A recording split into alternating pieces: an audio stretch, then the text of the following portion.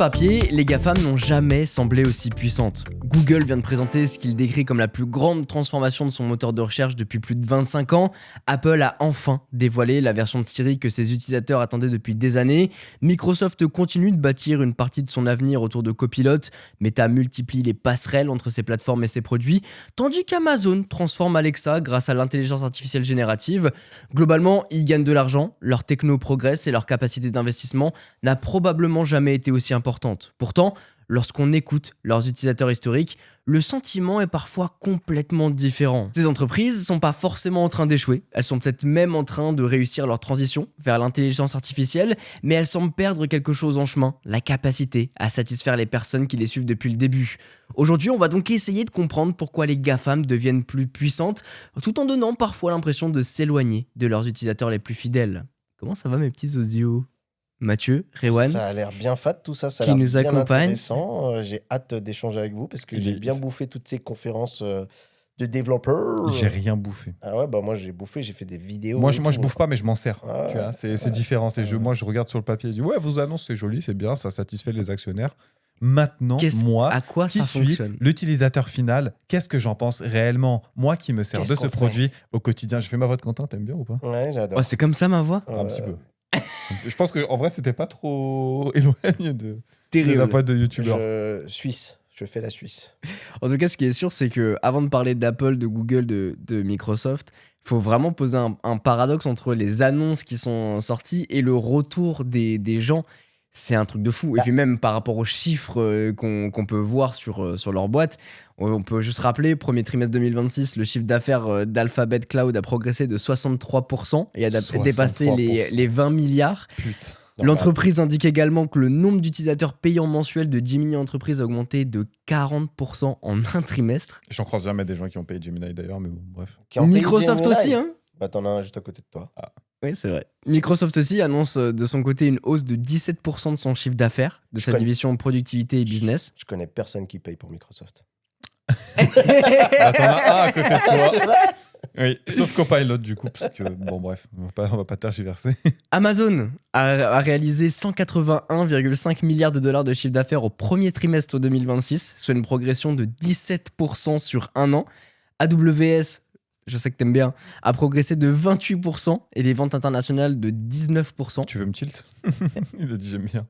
Et finalement, Apple dépasse les 416 milliards de dollars de chiffre d'affaires sur 2025, 112 milliards de dollars de profit après impôts.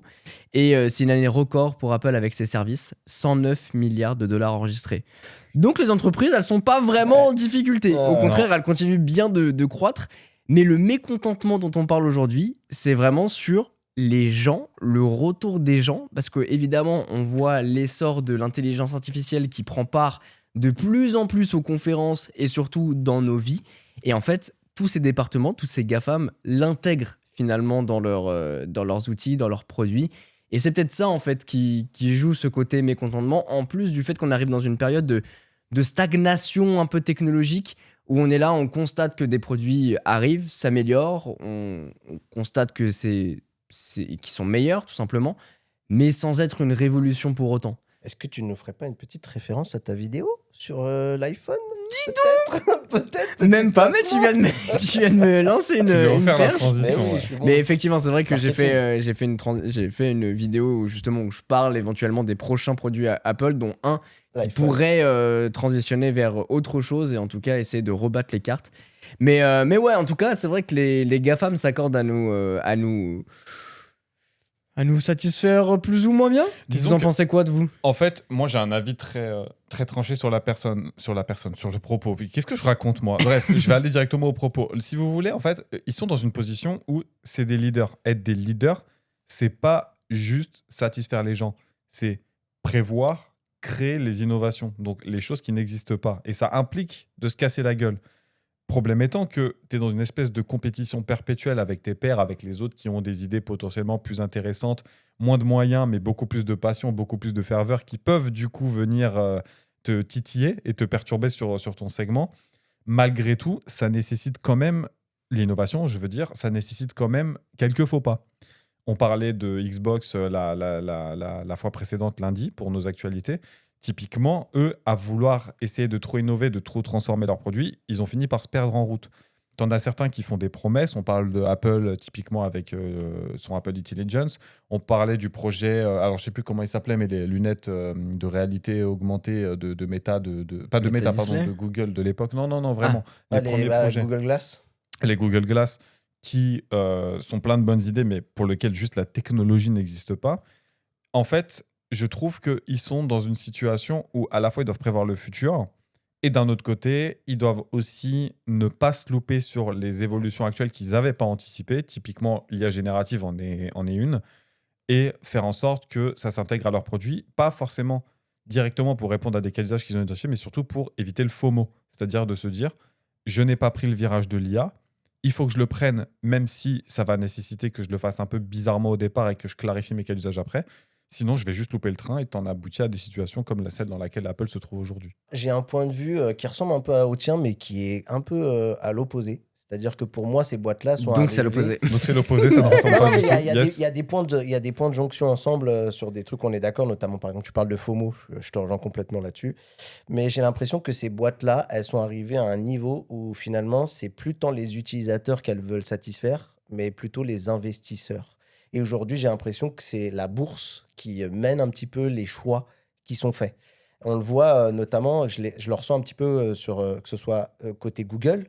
Et au final, Google aujourd'hui, on va dire comment on appellerait ça? Ah, le truc qu'il y a dans c'est pas le paillasson, mais le truc qu'il y a. Ah, non, tu sais, son épouvantail. Voilà, c'était le mot que je cherchais. Désolé, j'ai été chercher loin. Ça n'a rien à voir à la tech, mais pourtant, il était là. Son épouvantail a été très rapidement OpenAI avec ChatGPT, qui, quand ils arrivent, ils pètent tout Internet avec ChatGPT.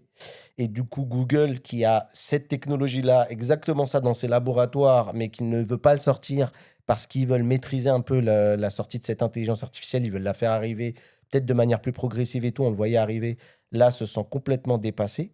Et tu as, par exemple, Apple aujourd'hui qui a en épouvantail, ça me fait très plaisir de dire ça, même si on peut m'opposer peut-être une contradiction, c'est Google qui aujourd'hui brille avec Gemini et en fait propose un Android Gemini très performant. Et moi, je l'entends beaucoup des gens de chez Apple, de ceux que j'utilise. Il y a plein de gens, et que j'ai vu sur Reddit, plein de gens qui veulent se casser d'Apple parce que ras le cul, ils veulent aller sur Gemini, ils veulent de l'intelligence artificielle.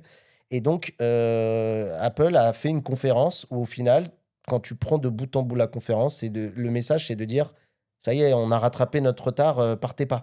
Restez là, on en a aussi. Donc, moi, j'ai vraiment l'impression que la tech, elle est un peu en train de migrer. Et c'est pour ça, je pense, ça répond aussi au cœur du propos, du débat. Vous me dites si vous êtes d'accord, que pour moi, en fait, les consommateurs, ils s'y retrouvent plus.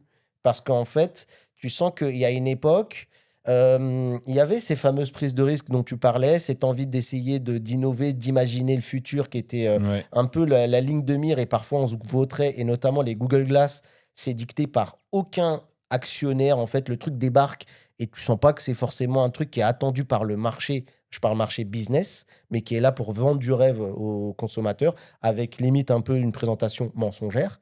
Et en fait, aujourd'hui, tu as l'impression que c'est plus du tout ça. C'est comment on fait pour avoir l'action la plus forte du segment et surtout comment on fait. Il y a aussi cette peur du déclassement. C'est-à-dire qu'on a peur, on est tellement au top du game qu'on a peur qu'un OpenAI, justement, qui arrive de nulle part, devient le nouveau maître du jeu, tu sais, avec les GAFAM, que les GAFAM soient remplacés par une nouvelle galaxie d'industrie qui arrive. Puissance. Parce que, en fait, je pense que c'est à ça qu'ils pensent toutes ces marques-là. Tu vois, elles ont comme boîte, genre, je vais peut-être dire des boîtes qui sont pas aussi grosses, mais genre un Nokia, un Kodak à l'époque pour la photo et tout, qui a vu cette vue disparaître du champ aujourd'hui, qui est plus que l'ombre d'elle-même, tu vois.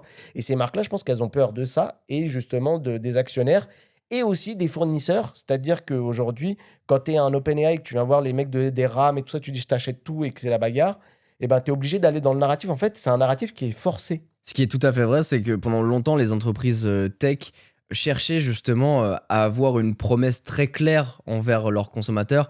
Apple, c'était l'expérience premium cohérente, par exemple. Google permettait de trouver rapidement une information. Et aujourd'hui, en fait, ces problématiques, ces promesses, elles ont vachement changé parce qu'il y a différents intérêts. Alors, elles existent toujours, mais recouvertes sous des priorités qui ont changé.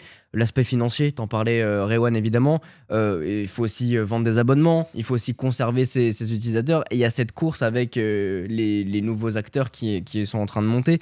Donc c'est sûr que le produit doit toujours fonctionner, mais il doit également servir une stratégie beaucoup plus large. Ouais, et tu as une catalysation de tout ce qui est acteur marché et surtout de l'évolution technologique qui fait qu'aujourd'hui, si tu n'es pas présent sur un segment pendant un mois, tu peux prendre un retard que tu vas mettre des années à récupérer. Et c'est pour ça qu'aujourd'hui, la strate de certaines sociétés, c'est de miser sur une techno, mais aussi d'acheter les petits acteurs, soit pour les tuer dans l'œuf ou récupérer leurs avancées pour éviter que ça en vienne à C'est ce que fait beaucoup Meta. par exemple. bien sûr, parce que ça en vienne à créer un concurrent concurrent. futur qu'ils n'auraient pas anticipé et qui plus tard proposerait quelque chose de mieux fait, moins cher, plus innovant, plus facile à utiliser, plus agréable. Donc tu as aussi ce double jeu-là de se dire, aujourd'hui, ça a jamais été aussi simple de révolutionner le marché, mais ça n'a jamais été aussi compliqué. Simple parce que niveau technologie de l'information, tu as énormément de choses à ta dispo toi-même en tant que particulier pour animer une idée, mais compliqué parce que tout le monde du coup a accès à la même technologie, donc pour te différencier d'un autre, c'est compliqué. Et tu as beaucoup de monde sur ce marché-là, et les géants peuvent en plus se saisir de toi un peu comme ils veulent. Avant de rentrer dans le vif du sujet et de parler de ces deux grandes messes qui ont eu lieu et de vous dérouler après sur les autres acteurs, j'avais une petite question à vous poser aujourd'hui. Est-ce que vous pensez que parmi les Google, Apple, les GAFAM de manière générale, donc Microsoft, Amazon, Meta, qui était Facebook à l'époque, donc le GAFAM fonctionne même plus. C'est vrai. Le gamam. Ouais, le Gamam, GAMAM. c'est ça. Est-ce que vous pensez sincèrement aujourd'hui que l'une de ces boîtes peut disparaître aujourd'hui? Alors, le nom ou le business? C'est-à-dire que demain, comme Apple, enfin comme Mathieu prenait très, très justement l'exemple d'un Kodak, Kodak. qui existe encore, mais bon, Oui, mais qui est l'ombre de lui-même, quoi. qui est plus vraiment le même, une boîte comme Apple peut demain ne plus exister. Et donc je donne l'exemple par rapport à tous les GAFAM. Est-ce que vous pensez sincèrement que demain, une de ces entreprises, ou toutes, peuvent être remplacées et ne plus du tout exister? Je pense que oui. En vrai.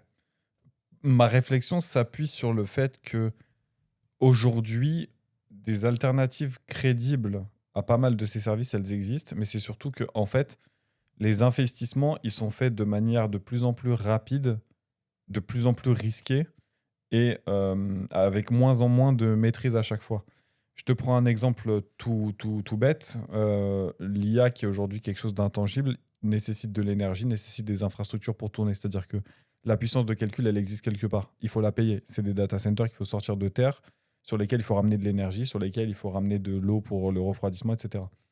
Les investissements qui sont faits aujourd'hui ne sont pas amortis par les coûts pour... comment dire, les investissements ne sont pas amortis par le coût des abonnements. Donc, en fait, aujourd'hui, quasiment tout le monde utilise l'IA à perte. C'est financé par les investisseurs. Ouais, parce que l'idée, c'est d'essayer d'attirer les gens et de créer la dépendance pour après nous faire le coup à la Netflix. Netflix sort, je sais plus, c'est 9 balles au début. Et maintenant, regarde, on en est à 20 balles. Tu vois. Exactement, ça a déjà commencé avec le prix des tokens, les modèles qui... Les limitations. En fait, ça se fait de oui. manière plus insidieuse. Tu as raison. C'est que, en fait, au lieu d'essayer d'augmenter les prix, pour l'instant, on va essayer de gérer les quotas. Ouais. Et on l'a vu avec la Google I.O., il y a tout un scandale qui est sorti en expliquant que si tu es un mec qui fait des prompts vite fait, ça passe. Mais si tu commences à faire des prompts très élaborés, en 3 prompts, tu peux défoncer la moitié de ton quota. Ouais, là, on n'a pas parlé, tu as le nouveau modèle Fable 5 qui est sorti par OpenAI, qui a un espèce de mythos bridé. Par Claude Wash, qu'est-ce qu'Anthropique, par Anthropique, ouais. Qui est un modèle surpuissant, mais bridé pour la cybersécurité, machin. Bref, je vais pas m'étaler là-dessus. Et en fait, ils te disent, ça consomme 2 fois plus qu'Opus. Ouais, mais 2 fois plus par rapport à quoi? Aujourd'hui, ils te disent pas, tu peux consommer tant de quantité de tokens. On te dit, Très opaque. le truc de token, c'est ça. Et en fait, ça leur permet du coup de moduler en fonction des tendances comment ils te vendent le truc. Avec des trucs un peu insidieux où parfois, en fait, tu fais une requête, tu crois que tu parles au modèle le plus avancé, et en fait, eux, en loose day, ils t'ont basculé sur le modèle C'est Flash. Chez Google, c'est un peu un truc aussi qui arrive. Quel était mon propos final? Le propos, il est de dire que tous ces investissements-là, il faut les faire pour rendre le produit sexy, pour montrer aux gens qu'il y a de la valeur, pour créer une dépendance, pour après pouvoir, quand t'as mis dans la camionnette, bien je vais pas dire le mot. Le fait est que les investissements sur l'IA, il n'y a jamais eu quelque chose à l'échelle planétaire qui a été aussi colossal. Et en fait, une boîte qui ne se retrouve pas là-dessus parce que tous ces investissements-là, elle n'est pas en capacité de les amortir, non seulement elle va devoir rembourser la facture sur les infrastructures, mais aussi elle va devoir contenter les investisseurs qui ont mis de la thune et qui seront jamais, qui toucheront jamais de plus-value. Le but des investisseurs, c'est par défaut d'investir, donc de générer de la valeur. Aujourd'hui, vu la valeur de certains de ces services et parce qu'il y a la bulle spéculative de l'IA, je ne suis pas certain que Google, ça paraît gros, machin, mais tu n'es pas à l'abri d'une mauvaise décision d'une boîte qui se repositionne un peu d'une manière pas claire ou qui ne prend pas le train en route et qui, du coup, soit loupe la bulle d'une certaine technologie et qui, du coup, vient s'enfermer comme ce que Kodak a fait et qui, du coup, se contente de faire des petits trucs dans son coin, soit prend un virage tellement énervé et investit tellement sans jamais avoir de rentabilité qui s'effondre comme Comme ça. OpenAI. C'est OpenAI, littéralement, ce qu'est en train de vivre OpenAI. Ils ont trop d'investissement et ils n'ont pas assez de rentabilité. Ils n'ont pas réussi à c'est construire le gros souci. à honorer toutes les commandes de chez Nvidia sur l'année passée. Donc OpenAI. toi, pour brûle toi, trop de c'est oui. Oui, c'est plausible. C'est plausible. En fait, regarde à quelle vitesse OpenAI est sorti de terre, qui dit qu'ils peuvent pas y retourner aussi vite, tu vois. Oui, mais là, je parle d'un Apple, d'un GAFAM, Google, d'un d'un historique. GAFAM, D'un GAFAM, pas d'un OpenAI, du coup. Mais GAFAM, je pense que ça s'appliquera aussi. Mathieu? Alors la réponse, ça semble simple parce que j'ai envie aussi de dire oui. Alors après, il faut voir deux choses. Pour moi, dans ta question, quand tu dis du jour au lendemain, pour moi, c'est pas du jour au lendemain. Non, C'est-à-dire mais que c'est si une- ça... Je c'est te une dis pas lente- sur 10 ans, Ouais, ouais. mais je te dis genre sur quelques années, quoi. La disparition, elle peut survenir et elle peut être lente. Moi, je pense par exemple à Meta qui est un peu en souffrance actuellement, même s'ils ont des bases solides. C'est-à-dire qu'il suffit qu'il y ait un acteur qui débarque pour populariser un concurrent à WhatsApp et ça peut vite tourner au vinaigre, ces histoires-là, tu vois. Donc, j'ai envie de te dire oui, et parce qu'aussi, il y a un truc qu'on ne prend pas en compte dans cet épisode-là, sur lequel on ne va pas forcément s'étendre, mais on n'a aucune visibilité sur ce qu'est en train de faire la Chine. Et la Chine, petit à petit, elle est du genre à avancer à bas bruit quand elle essaye de disrupter un marché. On le voit dans le monde de la voiture.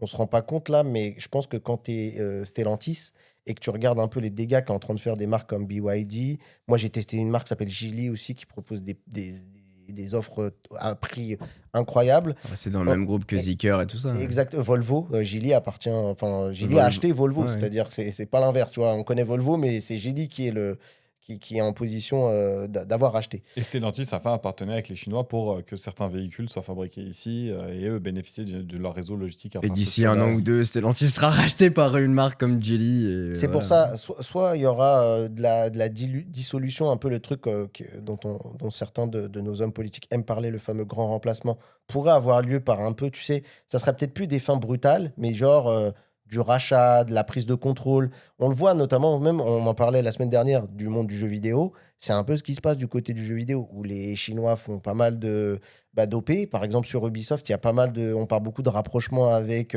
ByteDance et tout ça, qui pourrait mettre des billes. ByteDance ou Skydance, je les confonds un peu les deux.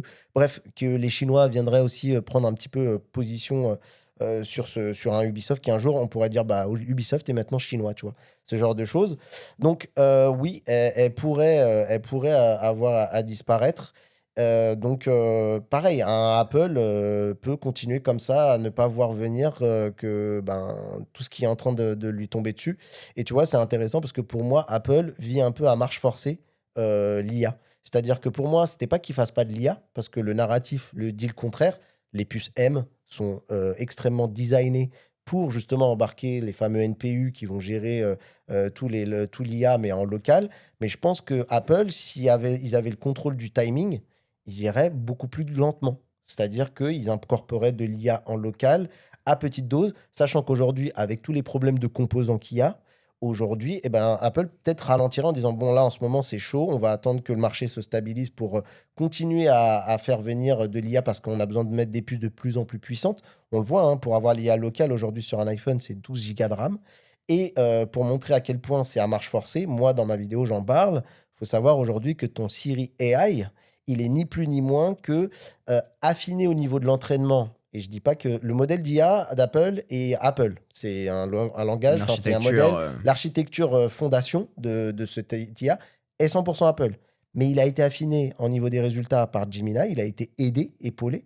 Et aujourd'hui, le fameux private compute que Apple nous vend, aujourd'hui, il vit chez Google et il tourne sur des puces Nvidia. On va en revenir juste après, mais On en reviendra. finalement... Mais l'idée, c'était pour te dire que, en fait, je pense que c'est par exemple, Apple aujourd'hui, là-dessus, sans parler de disparition, vit à marche forcée, c'est-à-dire qu'on lui met un couteau sous la gorge pour que les choses avancent pour éviter d'être déclassé. Donc oui. Et ça rejoint le propos que je disais tout à l'heure, c'était si tu prends pas le train maintenant, potentiellement, tu prends le risque que tes concurrents l'aient pris avant. Donc certes, à risque parce qu'ils perdent davantage d'argent et qu'ils subissent un peu les affres d'une mauvaise intégration ou de cas d'usage un peu trop forcés.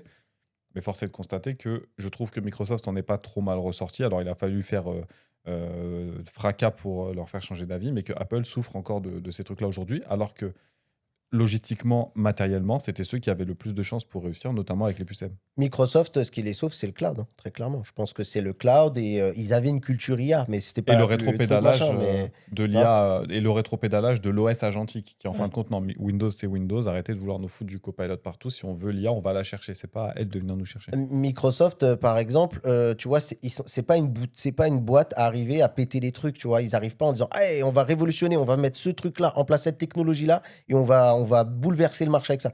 Non, Microsoft, c'est un paquebot, quoi. C'est quand ça bouge, c'est attention, il faut qu'il y ait 150 000 validations pour le truc remonte et tout ça pour que ça bouge, tu vois. Donc aussi, Microsoft vit à marche forcée un petit peu, on va dire, cette intégration de fond en comble de l'IA parce qu'ils ont peur de se prendre une surcouche OpenAI sur leur Windows, tu vois. Un truc intéressant que Mathieu a dit sur lequel je suis en train de penser, mais c'est que Microsoft aussi était en retard sur le sujet de l'IA. Sinon, ils n'auraient pas fait leur partenariat avec OpenAI justement Tout à fait. pour intégrer Copilot. C'est ni plus ni moins que du GPT 5.5.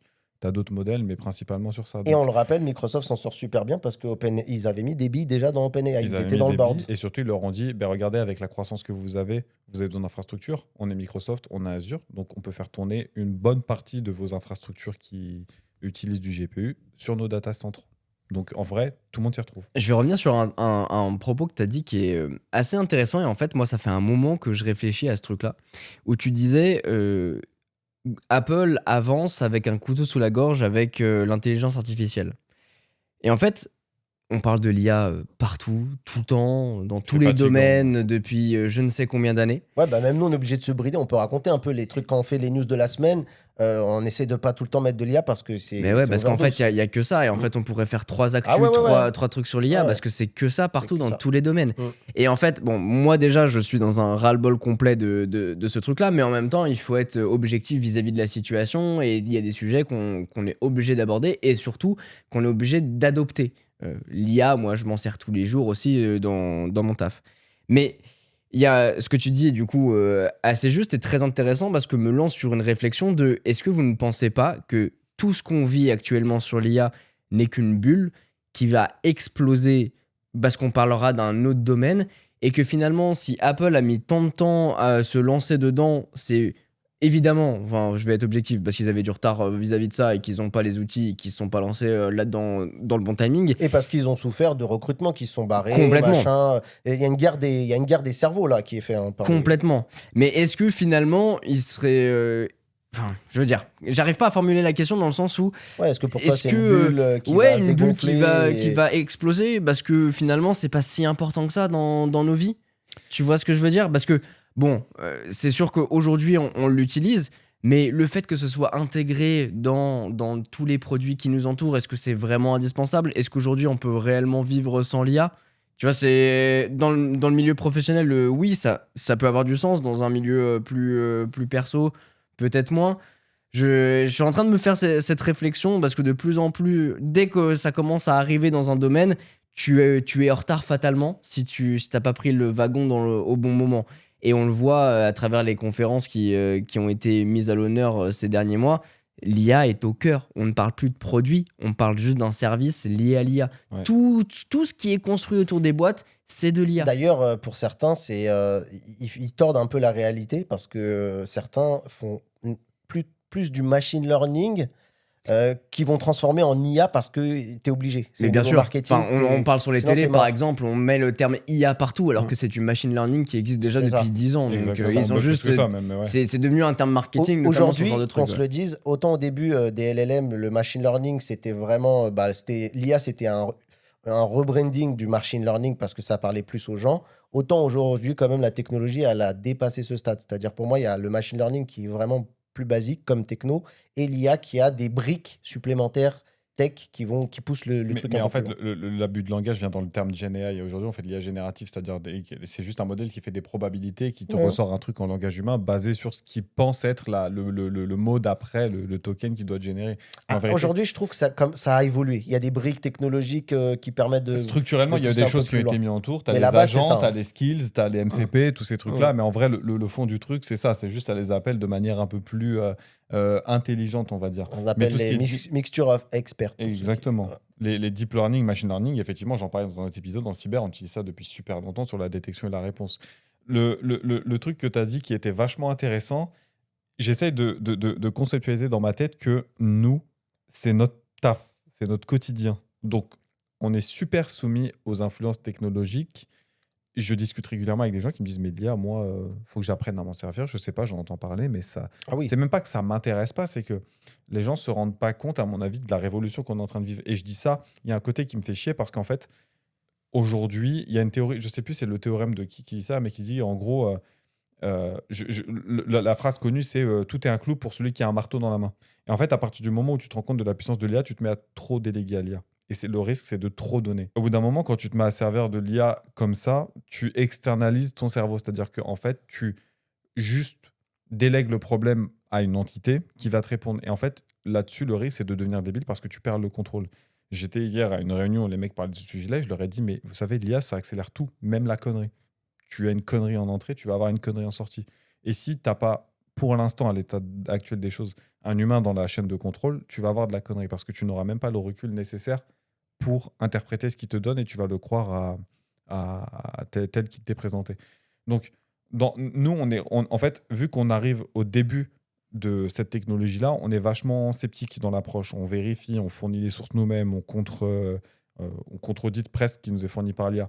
Le risque, c'est qu'aujourd'hui, tu as des gens qui ne prennent pas ce train-là et qui, soit vont louper complètement et potentiellement, ça leur tombera dessus, puisqu'aujourd'hui, que ce soit bien ou que ce soit pas bien, on vous demande d'utiliser l'IA à un certain niveau, de l'introduire dans vos processus métiers. Moi, c'est ce que je vois dans les boîtes pour lesquelles je bosse. Et d'un autre côté, on te le fait en te disant, les cas d'usage, je m'en fous, je veux que vous vous serviez de l'IA. Donc, on vous donne l'IA comme une stratégie, au lieu de l'utiliser comme un outil qui peut répondre à des besoins. Ce qui est intéressant de comprendre, je trouve, c'est que l'intelligence artificielle dans tout ça est venue détruire l'avancée technologique de certaines boîtes qui ont dû remplacer les innovations qu'ils avaient peut-être en tête et remplacer par ça. Parce qu'il faut y être. Ouais. Parce qu'il faut y être. Et ce que tu disais, Mathieu, est très juste, c'est que Apple se retrouve précisément dans cette situation et on va venir aux conférences, mais c'est sûr que aujourd'hui, il y a une accélération de l'intelligence artificielle. Ouais. Si tu n'es pas dans le bateau, t'es mort. Ouais. Et en même temps, ça me frustre à un point fou parce qu'on en parle tellement. Et oui, ça peut nous sortir de certains problèmes. Oui, on peut en avoir besoin, mais le fondamental, c'est le produit derrière. L'IA ne fonctionne pas si t'as pas un bon ordinateur. L'IA ne fonctionne pas si t'as pas un bon téléphone. Et en fait, toutes ces boîtes qui investissent des milliards dans ces technologies qui sont physiques, qui sont tactiles, etc., qu'on peut exploiter, au final, mettent 20% de leur budget là-dedans et le reste dans l'IA parce qu'il faut y être. Et je pense que c'est pour ça aujourd'hui que des grands groupes comme les GAFAM commencent à perdre les fameux fidèles dont on parle, les gens qui ont l'habitude d'acheter chez eux. Ouais. Parce qu'en fait, on parle que de ça tout le temps. Et c'est ça, en fait, je pense que tu as le syndrome de la personne qui a trop mangé, qui a envie de vomir parce qu'on toute la journée pour alimenter la bulle, on nous parle parce qu'il faut maintenir la bulle. Oui, il y a des nouveaux modèles, des nouvelles fonctions, des nouveaux trucs, machin, qui sont là aussi pour alimenter les effets d'annonce, pour pas faire retomber le cours de la bourse, pour adopter davantage de gens et tout. Mais tu sais, tu as pris l'exemple de... c'était qui l'exemple que tu avais pris pour dire qu'ils avaient modifié leur trajectoire? C'était Meta? Apple. Apple, ouais. C'était Apple, mais en vrai, regarde Google. Hein. Google qui aujourd'hui ont réussi à rattraper le truc parce que heureusement, ils avaient des choses dans le four. Quand les gens sont commencé à servir de ChatGPT, Google, l'indexation le nombre d'utilisations du moteur de recherche en chute libre. Complètement. Parce que les gens n'allaient pas vers Google pour faire une recherche. Vu que Google, c'était déjà trop de friction, c'était taper le problème, consulter les sites, trouver le bon site avec la bonne info. Là, tu donnes ton problème à l'IA. L'IA, moins dans les premiers temps, mais un peu après, est devenue relativement performante à chercher sur les différents sites, à te proposer une solution. Je trouve que l'intelligence artificielle devient vraiment le centre de la technologie du grand public. Déjà, pour moi, il y a un truc qui est intéressant. Je reviens sur ta question, qui était de dire est-ce que l'IA est une bulle ou pas? Alors, moi, j'ai envie de croire que non. Pourquoi? Pour plusieurs raisons. Parce que déjà, c'est une technologie qui est transversale, c'est-à-dire qu'elle va toucher, pour le grand public, ça peut s'apparenter à une super recherche Internet, je schématise un peu, mais tu vois, je vais au basique du basique. Ça peut ressembler à un super moteur de recherche Wikipédia ou ce que tu veux. Mais ça touche tellement de pans de la société, notamment sur le côté recherche médicale, recherche militaire. Enfin, il faut comprendre que, par exemple, le conflit au Proche-Orient, notamment en Iran, tu sais, il y a le guide suprême iranien qui a été tué. Ça a été utilisé avec un modèle de Claude, d'Anthropique, qui a participé à ça. C'est C'est-à-dire pour ça que je te touche- dis que l'IA est importante dans le domaine professionnel et même nécessaire à des fins d'exploitation. Mais là, en fait, on parle de GAFAM qui parlent au grand public. Oui, Un Quentin, un Mathieu, un lambda qui va utiliser ces technologies et du coup, on prend que ça dans la Oui, tronche. Mais tu as toujours la partie business. Juste pour faire une Mhm. analogie sur le domaine du militaire, SpaceX aujourd'hui, il est déployé dans des zones de combat justement parce que c'est la seule technologie fiable pour communiquer à des endroits qui sont normalement hors couverture réseau Bien sûr. avec la 5G. Mais Donc, SpaceX n'est pas grand public. Ah, pardon, j'ai parlé de SpaceX, je voulais parler de Starlink, excuse-moi, j'ai utilisé le mauvais terme, mais Starlink, du coup, qui a une partie grand public. Mais la technologie, tu peux la vendre aux particuliers comme au public ou aux militaires, tu vois. mais là, le début de mon propos, il était de répondre à ta question, est-ce que c'est une bulle? L'idée, c'est pas forcément de parler de grand public. Pour l'instant, c'était de parler de la bulle. La bulle, non, parce qu'en fait, aussi, il faut comprendre un truc, et c'est pour moi l'argument massu qui fait que c'est pas une bulle. Ça peut pas être une bulle, parce qu'aujourd'hui, actuellement, l'IA tient par les couilles, on va le dire très clairement, l'économie américaine. Supprime l'IA, l'économie américaine est en récession. Pourquoi? Parce qu'en fait, tout va mal aux États-Unis. L'inflation, elle est galopante, le business va pas. Il n'y a que l'IA qui fait qu'aujourd'hui, l'Amérique brille. Je te le dis très clairement. Pour suivre un petit peu tout ce qui est, tu vois, économie, etc., de ce que j'en entends, aujourd'hui, tu enlèves l'IA, l'Amérique se casse la gueule. Et Vraiment. surtout que Je les vois pas investissements- sur quel propos, parce Parce qu'il y a qu'en beaucoup fait, il y a d'investissements tellement dedans, mais d'investissements, tout est injecté. Tous les autres secteurs sont les travaux publics, le BTP aux États-Unis. C'est catastrophique.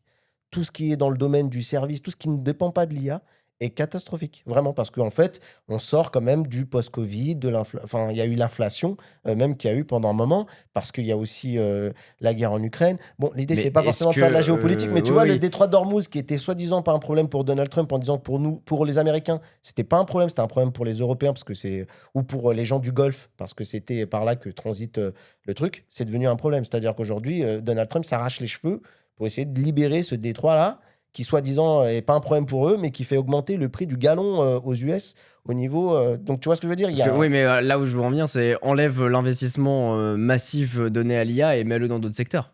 Et ça règle des problème, problèmes, mais c'est sauf que qu'ils sont obligés. Les investisseurs, c'est toujours pareil. Oui, encore oui, une mais parce fois. qu'aujourd'hui, tout ce qui est. Qu'est-ce tout est qu'un investissement? centralisé pardon, sur l'intelligence C'est un artificielle. narratif. Qu'est-ce qu'aujourd'hui promet l'IA quand on parle aux investisseurs? C'est quoi qu'on promet aux investisseurs?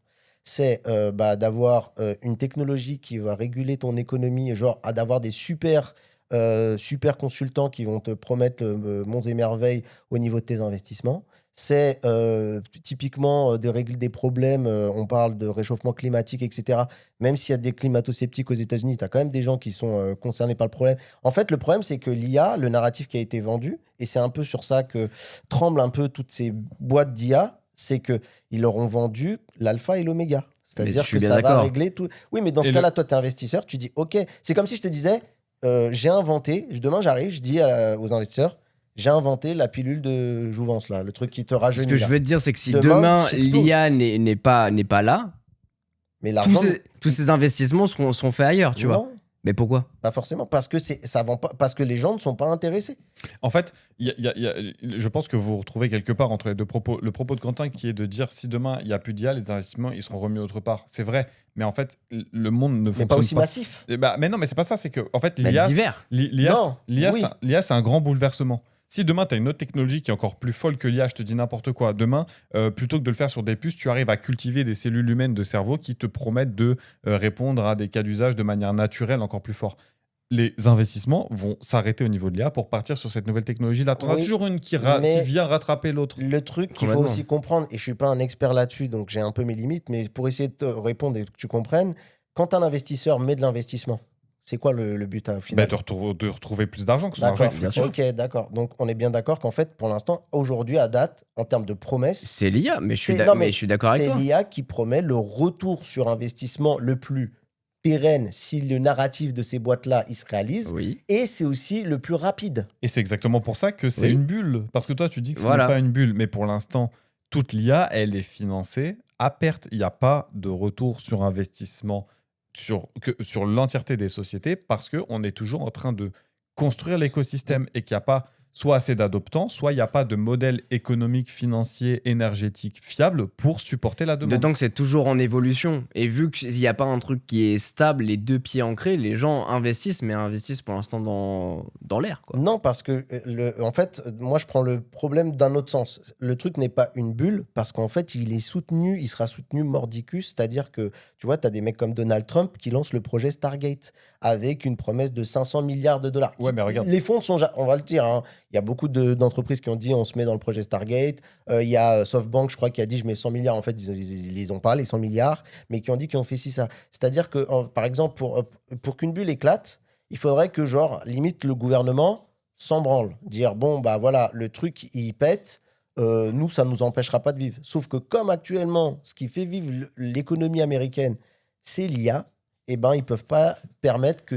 Si c'est une bulle, elle éclate. Pour moi, après, mon deuxième propos sur le fait que ce ne soit pas une bulle, c'est que ça touche trop de pans. C'est-à-dire qu'une fois qu'on on a parlé de potentiellement la commodité, les abonnements, etc., il faut savoir qu'aujourd'hui, l'IA, c'est le secteur de l'automobile, parce que la voiture autonome, c'est le secteur de la robotique, parce qu'il faut faire tourner les robots et il faut les modèles mondes, etc.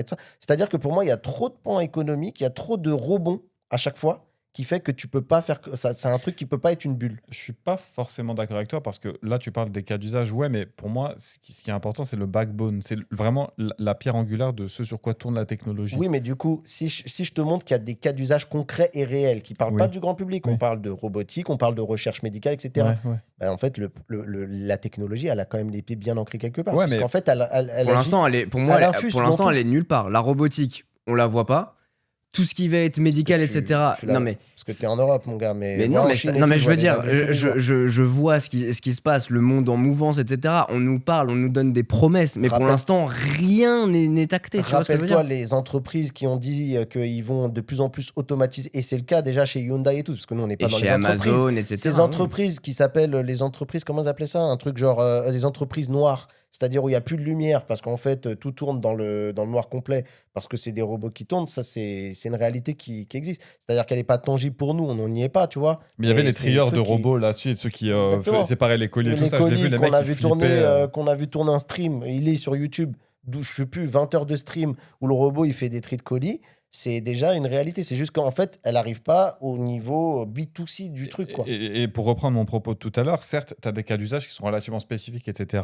Mais la bulle, elle est aussi financée et elle est autant marketée parce que la première personne à convaincre, c'est le public. Parce que l'engouement donne cette valorisation à l'IA. Parce que c'est visible, parce que tu as des chat GPT d'OpenAI. Regarde l'exemple que j'avais pris la dernière fois quand on discutait de. C'était Sora, la partie vidéo, Oui. où ils perdaient des millions tous les mois parce que juste leur techno n'était pas rentable. Mais ils l'ont quand même gardé. Ils ont mis. Non, mais ils l'ont enlevé parce qu'en fait, ça ils l'ont marche mis- pas. mais En surtout fait, ça qu'ils a l'ont pas mis pris. un an à. Non, mais surtout, ils ont mis un an à le garder. Pourquoi? C'est de la Parce que ça démonstration. faisait rêver les gens. Bien sûr. Parce que tu Mais sais, tu c'est tapes le- un oui. truc, ça te fait de la vidéo. Oui, et c'est le pour- narratif. et ce qu'on te vend, c'est la promesse. Mais pour que ça fonctionne, il faut qu'il y ait un modèle qui puisse s'autofinancer, De qui tout- rapporte. de Les tout- gens ne continueront pas à investir sur ces trucs-là si c'est pas rentable.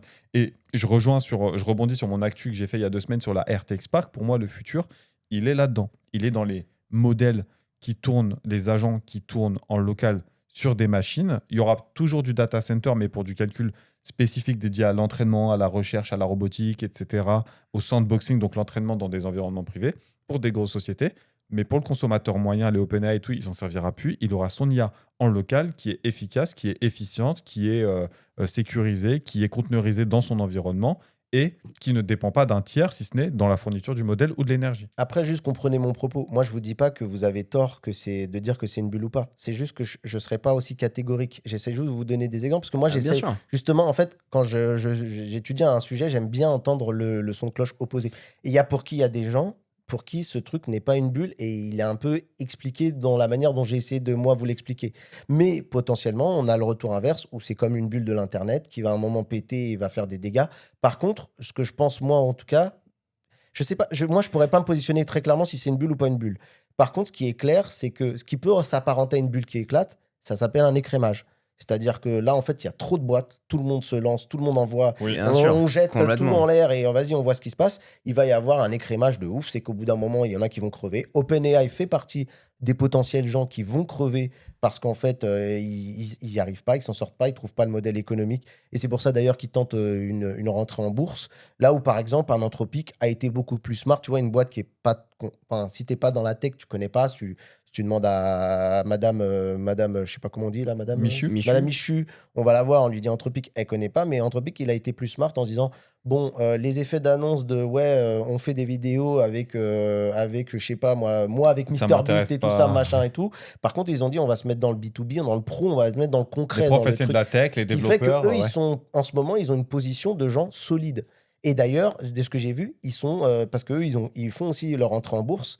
Et leur action à eux, elle est supérieure à un OpenAI qui est pourtant aujourd'hui le terme pour dire l'intelligence artificielle, c'est ChatGPT. Et c'est pour ça qu'à mon sens, le rentrer avec l'IA dans le domaine pro, ça a tout son sens. Maintenant, parler au grand public, c'est là que ça fidélise beaucoup moins et qu'il y a un coup de gueule général. Mais c'est là aussi que ça donne de la valeur à la boîte. Donc, tu as un calcul un peu Il judicieux faut à faire en termes de absolument, marketing. il faut absolument les deux. Mais c'est vrai que les répercussions, généralement, tu peux très bien te servir d'un outil comme par exemple, tu le fais très bien toi au quotidien avec Microsoft et tous les outils qui vont ensemble.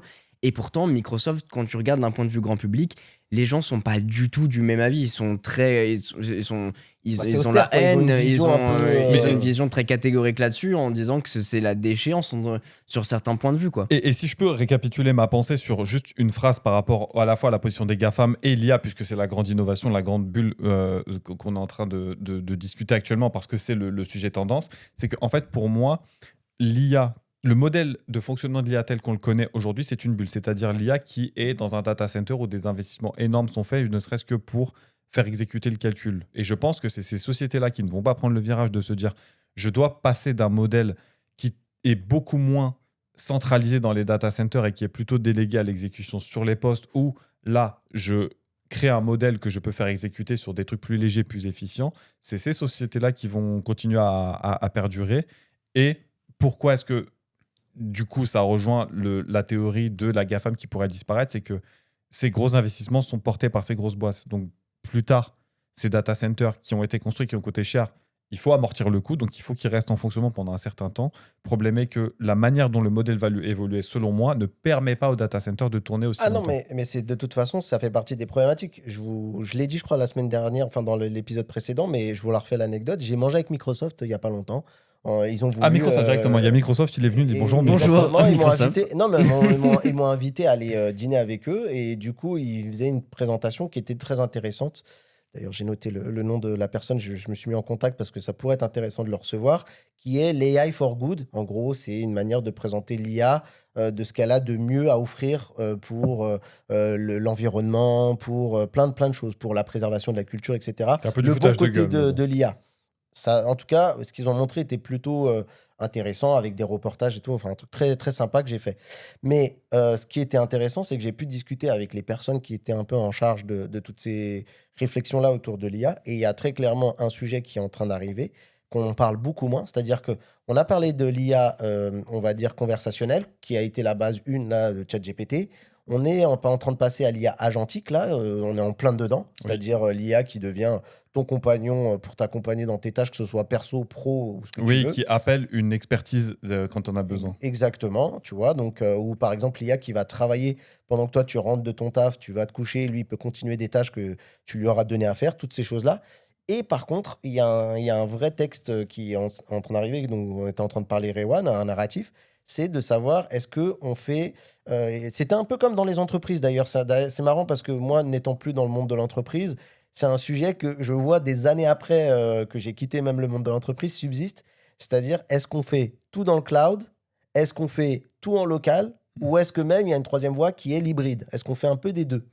Et ben dans l'IA, c'est exactement entre guillemets ce qui est en train de se passer. C'est que de plus en plus, et d'ailleurs Apple mise beaucoup là-dessus, c'est qu'on fait de plus en plus, on va essayer de répartir les tâches. C'est-à-dire que si une question, une requête peut être traitée localement, comme fait Apple, Et même Google, faut pas croire, parce qu'on imagine Bien sûr, que Google, ouais, tout est les dans deux. le cloud. Google a des... Bien sûr, j'avais donné bon l'info qu'il y avait un petit modèle de 4 Go qui s'installait dans dans le Google Chrome. C'est navigateur, ouais. typiquement ces cas Exactement. d'usage-là qui viennent s'exécuter sur ces petits trucs en mode comme ça, on paye pas la facture, c'est le consommateur qui le paye, même s'il est pas au courant. Et du coup, tu vois, de plus en plus, je pense que c'est quelque chose qui va être une réalité. C'est-à-dire que de plus en plus, on arrive à rendre des modèles plus performants et moins consommateurs. Donc, on va déléguer une partie du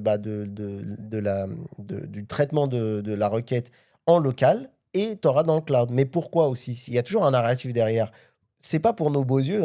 Alors, eux, c'est simple. C'est cool parce qu'ils ont un super narratif à nous vendre. J'arrête pas de dire le mot narratif. Ils ont un super film à Récit. nous vendre. Ouais, un récit, exactement, à nous vendre. C'est de dire, l'IA en local, c'est génial parce que ça vous garantit, ça vous confère une totale anonymisation de votre requête. Vous pouvez aller sur des sujets plus personnels, plus intimes et tout ça avec votre IA. C'est géré en local. Ça ne va pas dans les data centers, donc vous êtes à l'abri. Et c'est quoi aussi la ouais, vas-y, pardon. Non, juste pour préciser ce dont tu parlais en termes d'architecture, c'est les modèles Edge. C'est les Edge modèles, c'est ceux qui sont vraiment en bord de bord. C'est des petits modèles que tu peux faire tourner sur des petits appareils comme ton téléphone ou des Raspberry, pourquoi pas. Et on l'a dit, tous ils ont des modèles locaux. C'est-à-dire que tu prends de Meta avec son modèle qui s'appelait Llama, à Google qui a Gemma, à Microsoft qui a Phi, à Apple, donc qui a aussi ses propres modèles en local. Ils les ont tous. Mais c'est quoi aussi l'histoire du narratif? C'est un des trucs qu'on n'a pas abordé dans ce podcast. Et en vrai, on ne peut pas parler d'IA sans aborder ce sujet-là.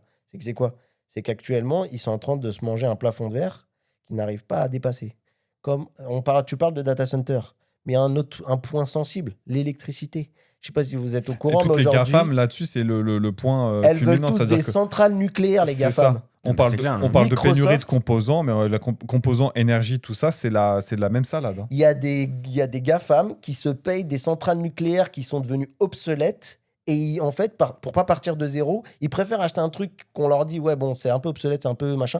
C'est pas grave, on va essayer de la rafistoler, on va la mettre 2-3 trucs. Et parce que, en fait, le plus principal problème, c'est même pas la RAM, ce que tu veux. C'est l'énergie. C'est l'énergie. L'énergie, elle est finie. Et donc, c'est ce truc-là. Et donc, on arrivera à ce monde, c'est là vers là qu'on va, où il y aura une partie qui sera déléguée au local parce que tout simplement, si donc la commodité de l'IA explose de plus en plus, que les gens se mettent de plus en plus à l'utiliser, ça va être intéressant de savoir aujourd'hui si on a été convaincu par ce qui a été présenté sur les conférences Google I.O., WWDC. Moi, c'est toujours ma perplexité quand je vois tout ce qu'ils nous montrent, parce que je m'en sers, j'en sais rien. Mais en tout cas, la finalité, c'est de dire qu'ils sont obligés, parce qu'en fait, ils n'ont pas les infrastructures, personne n'aura les reins assez solides pour alimenter tout ça. On l'a vu, l'intelligence artificielle, c'est plus uniquement un outil qu'on décide d'adopter.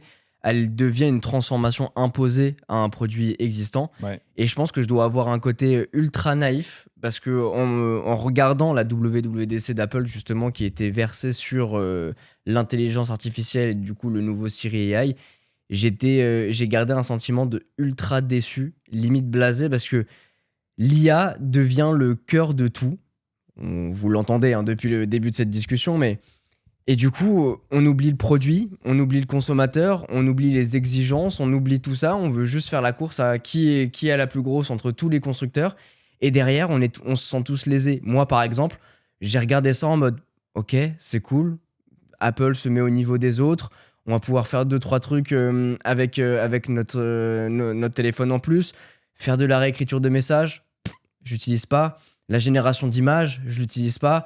Tous ces trucs-là où, en fait, c'est pour ça que je prends le recul depuis tout à l'heure, où je me dis, mais la réalité des faits, qu'est-ce qu'on utilise réellement dans l'IA en tant que perso, qu'est-ce qui n'est pas gadget? Parce qu'il y a des trucs grandioses. Évidemment, ça sert à toute l'industrie professionnelle pour avancer dans des secteurs, et on en a besoin maintenant. Et c'est sûr que, c'est pour ça que je dis, il y a peut-être un côté naïf derrière tout ça, c'est...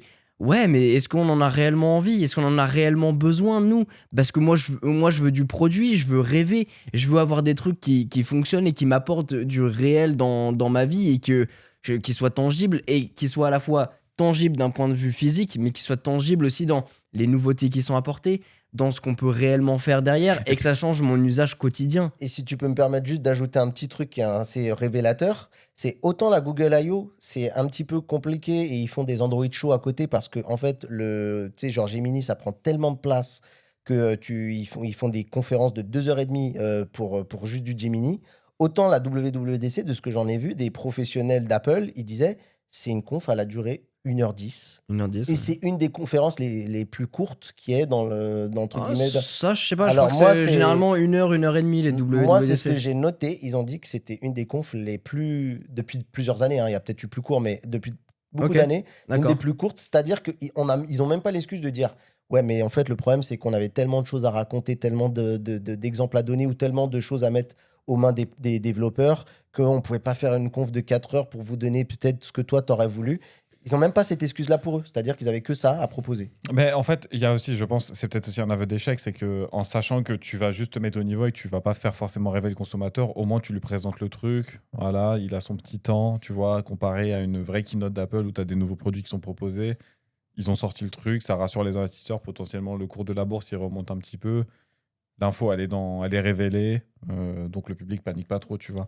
Mais en fait, je suis d'accord avec la réflexion de Quentin de dire effectivement, ça te laisse un petit coup de salé parce que tu es en mode ok, ils s'y sont mis, ils ont potentiellement rattrapé leur retard. Qu'est-il de moi?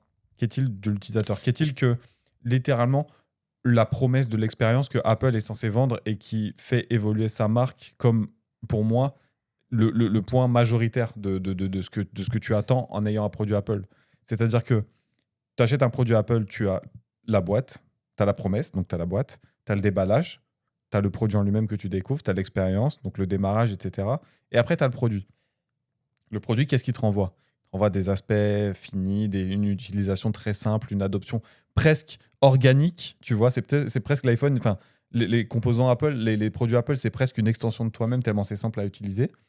Il se foire un peu avec Liquidus, t'es en mode, ah putain, c'est un peu... C'est limite au niveau de l'interface, j'ai du mal à voir et tout.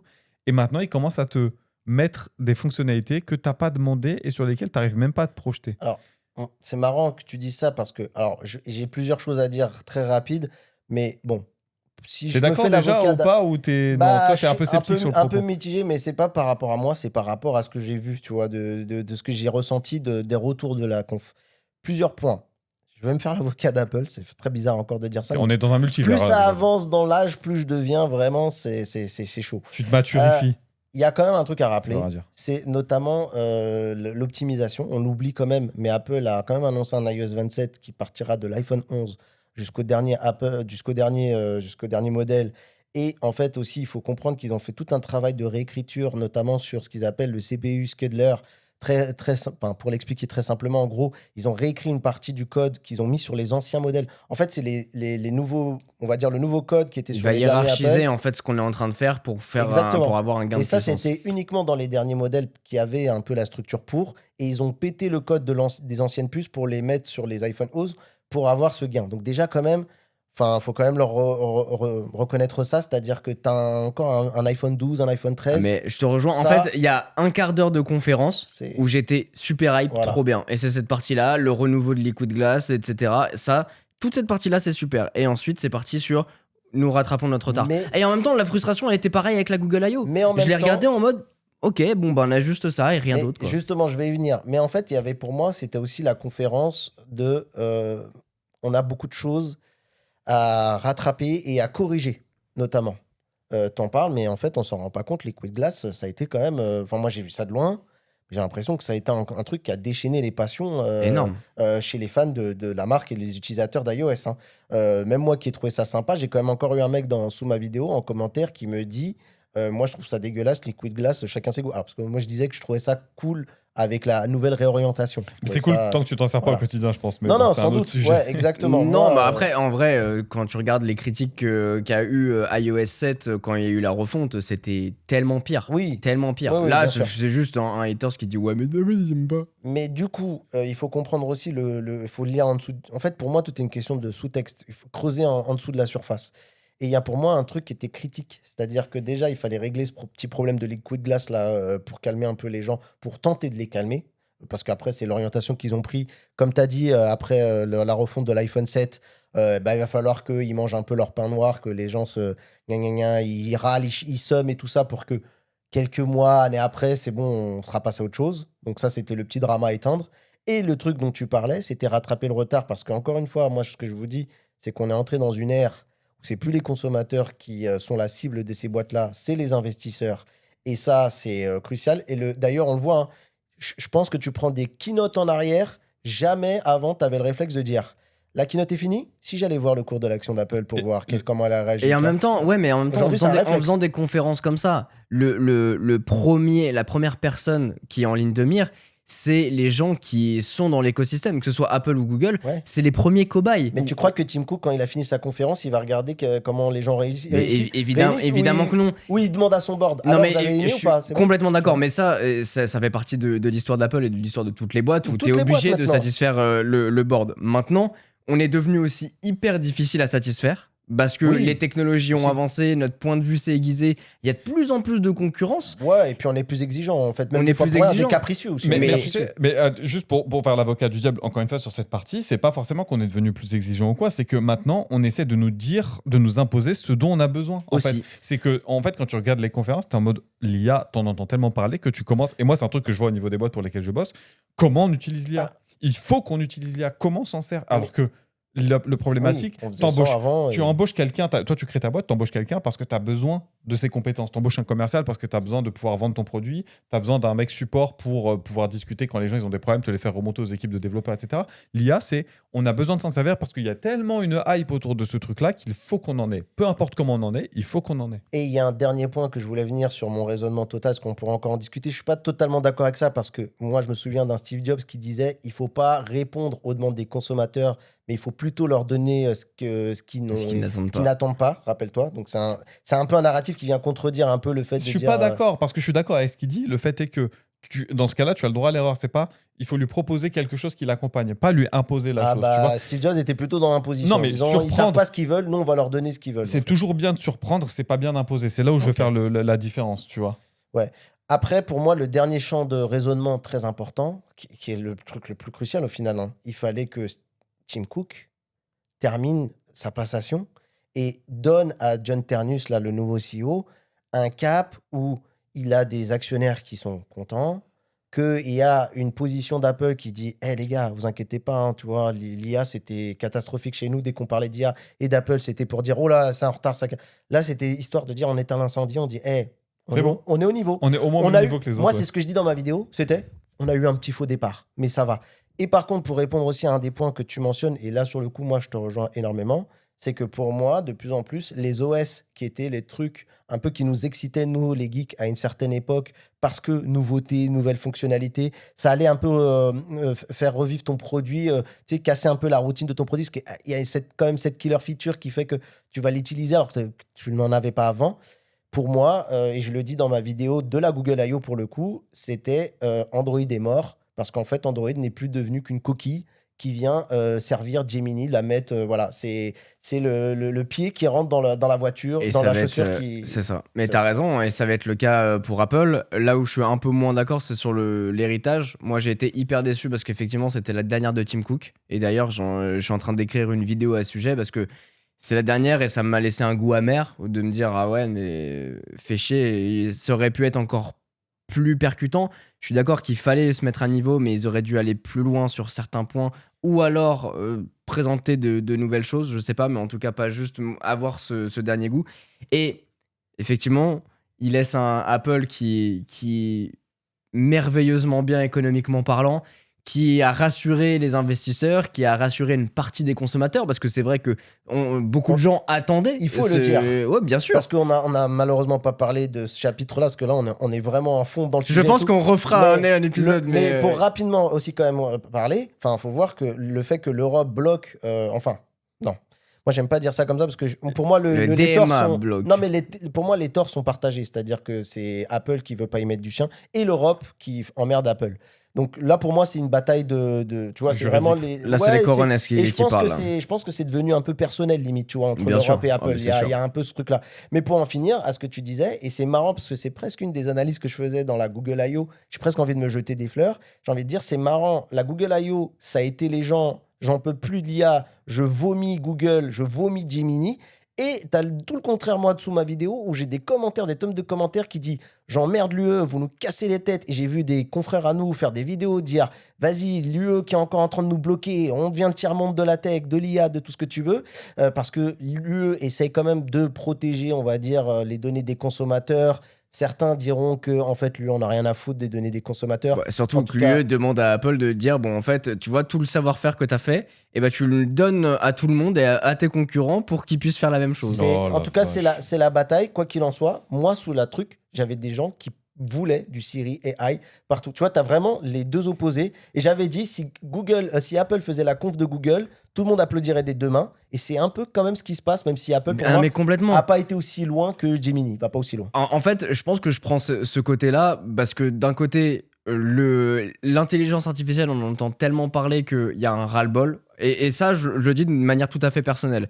Maintenant, et dans les faits, la conférence d'Apple était réussie dans le sens où elle a répondu aux problématiques des gens, aux attentes des gens, de ce qu'ils voulaient. Aux problématiques d'Apple aussi. Aux problématiques d'Apple pour rattraper ce qu'ils avaient à faire. Mon seul truc, c'est qu'ils sont peut-être pas allés assez loin, mais quand tu prends dans les faits un par un, ça a l'air d'être un truc qui fonctionne bien. Et les premiers échos qu'on a eu des gens qui ont commencé à l'utiliser, ça fonctionne très bien. Maintenant, une innovation qui doit être proposée obligatoirement, ça me fait chier.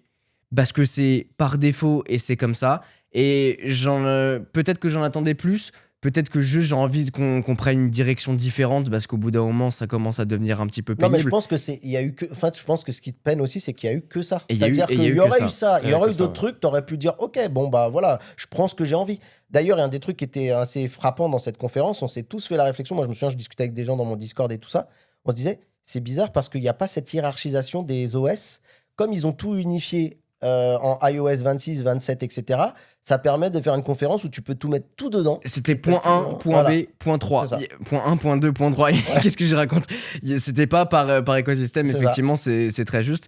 Mais ouais, voilà, je sais pas. J'ai un Ouais, t'es pas sentiment. content, t'es pas T'es satisfait. mitigé cochon d'Inde. Ouais, j'ai Non, un mais t'es sentiment pas un petit satisfait. peu de regret. C'est même pas de satisfait, c'est juste une question de regret. En Bah, je pense regardant que ce pour qui Tim s'est Cook passé, aussi. Je pense que Alors c'est ce oui, qui te mais- touche un peu peut-être. c'est sûr, mais c'est même pas par rapport à Apple spécifiquement, c'est même par rapport à Apple, Google, tous les acteurs qui nous entourent, où en fait, ça laisse un sentiment de...